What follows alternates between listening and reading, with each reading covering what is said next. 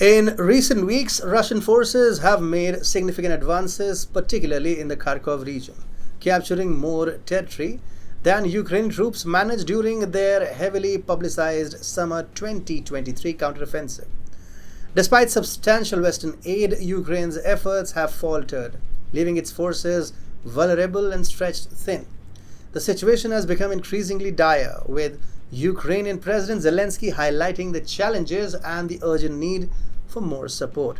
As Russian pressure mounts and the Kiev regime resists negotiations, the question remains: can Ukraine and its allies devise a strategy to counter these advances and secure a sustainable resolution before it's too late? Welcome to TFI Global, the antidote to mass delusion. In recent weeks, Russian forces have made significant advances, particularly in the Kharkov region, capturing more territory than Ukrainian troops managed during their much publicized counteroffensive in the summer of 2023. This development, as reported by the Washington Post on May 17th, underscores a stark contrast between the Ukrainian efforts, heavily covered by the media, and the relatively underreported yet substantial Russian gains. Max Bergman, director of the Europe, Russia and Eurasia program at the Center of Strategic and International Studies, observed that the Russian military is strategically creating vulnerabilities within Ukrainian defenses, exerting pressure on multiple fronts. Similarly, Jan Gentile, a senior historian at RAND, noted that this Russian offensive necessitates the redeployment of Ukrainian forces, particularly to the north, which could significantly disrupt Ukrainian plans for their own offensives. On May 19th, Ukrainian President Volodymyr Zelensky highlighted the dire situation for Ukrainian troops in the Kharkov region, especially in Volchansk. The Ukrainian General Staff acknowledged the challenging operational circumstances and the tactical successes of the Russian forces. Ukraine's counteroffensive, which began on June 4th, 2023, was declared a failure by Russian President Vladimir Putin 3 months later.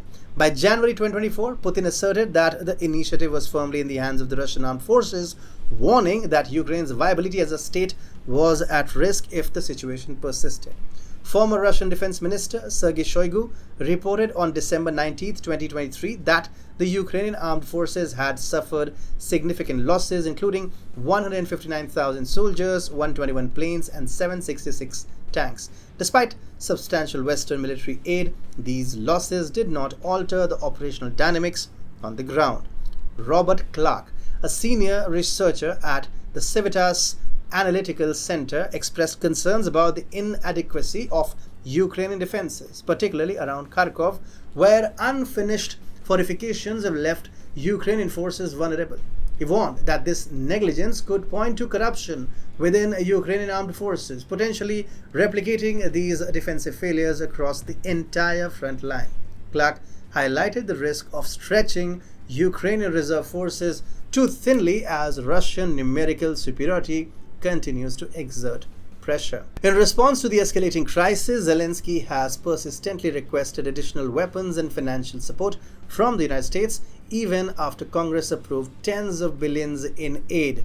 Despite this, the new US arms shipments have had minimal impact on the battlefield, with Russian forces breaking through heavily fortified Ukrainian positions in Donbass and advancing into the Kharkov region.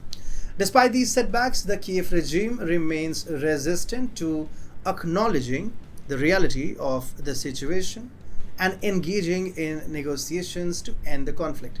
On May 19th, Russian Foreign Minister Sergei Lavrov emphasized the need for the Kiev regime to recognize the realities on the ground and for the West to cease its futile sacrifices of Ukraine for unattainable goals. The Ukrainian counteroffensive, widely regarded as a strategic misstep, is now fully understood as Russian forces have captured more territory in weeks than Ukraine did over an entire summer with extensive Western support.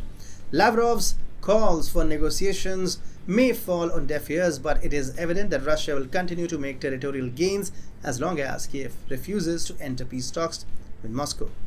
This ongoing conflict highlights the urgent need for a reassessment of strategies and a realistic approach to negotiations. Without such measures, the toll on Ukraine will continue to rise, both in terms of territory lost and lives affected. It is imperative for Ukraine and its allies to confront the stark realities of the battlefield and seek a path towards a sustainable resolution.